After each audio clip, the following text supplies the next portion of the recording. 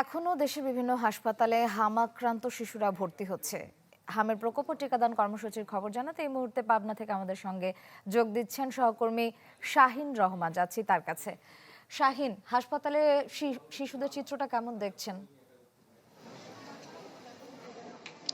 শ্রেয়া, হামের যে প্রাদুর্ভাব পাবনায় শুরু হয়েছিল সেটি কিন্তু দিন দিন বেড়েই চলেছে। আমরা এই মুহূর্তে দাঁড়িয়ে রয়েছি পাবনা জেনারেল হাসপাতালে। আমরা এখানে দেখেছি যে রোগীদের এত চাপ যে আসলে তাদের যে আইসোলেশন সেন্টার বা হামের জন্য আলাদা ওয়ার্ড করা হয়েছে, সেই ওয়ার্ডের বাইরেও কিন্তু অসংখ্য রোগী এবং হামের রোগীতে কিন্তু একাকার, এবং এটি সোয়াসে রোগ বলা হলেও সেটি কিন্তু কেউই সেইভাবে আসলে মানছেন না তাদের যে স্বাস্থ্যবিধি, এবং যে কারণে হামের যে আক্রান্তের হার সেটি কিন্তু ক্রমান্বয়ে দিন দিন বেড়েই চলেছে পাবনায়।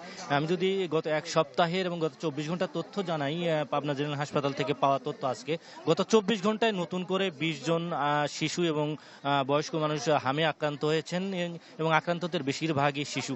এবং এর বাইরে গত এক সপ্তাহে আক্রান্তের সংখ্যা 116 জন, এবং গত যে জানুয়ারি মাস থেকে এখন পর্যন্ত এই আক্রান্তের সংখ্যা কিন্তু 5 শতাধিক ছাড়িয়েছে। বর্তমানে পাবনা জেনারেল হাসপাতালে আমি আক্রান্ত হয়ে 52 জন রোগী চিকিৎসা নিচ্ছেন এখন পর্যন্ত।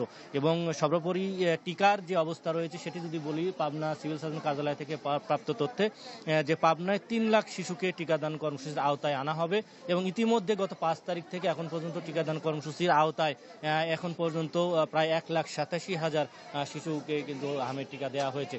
সব মিলিয়ে এখন যে পরিস্থিতি হামের, সেই হামটি নিয়ে কিন্তু আতঙ্ক এবং যেটি প্রাদুর্ভাব সেটি কিন্তু বাড়ছেই, এবং সেটি নিয়ে আসলে চিকিৎসকরাও তাদের সাধ্যমতো চেষ্টা করছেন। এই ছিল পাবনা থেকে হামের সর্বশেষ অবস্থা। ধন্যবাদ শাহিন। দর্শক, হামের প্রকোপের খবর জানতে আমরা যুক্ত ছিলাম পাবনায়।